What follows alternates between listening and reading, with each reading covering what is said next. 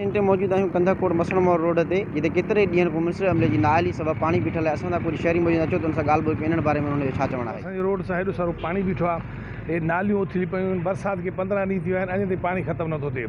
असां TMO जनाब deputy commissioner साहब खे अर्ज़ु कंदासीं त महिरबानी करे TMO में जा कन पकिड़े कन वठी करे हुनखे सफ़ाई लाइ थोरो पाबंद बणाए।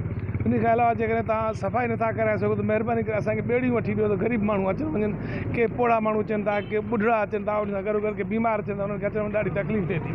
महिरबानी करे पाणी निकाली जल्दी में करायो वञे ऐं शहर खे साफ़ु सुथिरो रखियो वञे।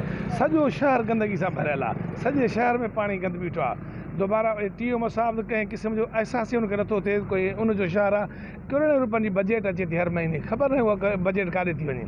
असां वरी बि अपील कंदासीं जनाब डिप्टी कमिश्नर साहब खे महिरबानी करे शहर ॾे थोरो तवजो ॾेई करे आवाम जे मथां रहम कयो वञे। वॾी फुट 1.5 फुट 15 खां 20 ॾींहं थी विया आहिनि, हालत आहे, कोई नथो ॾिसे। अलाए हिननि खे सम्झ ॾे, ख़ुदा हिन खां पुछा कंदी।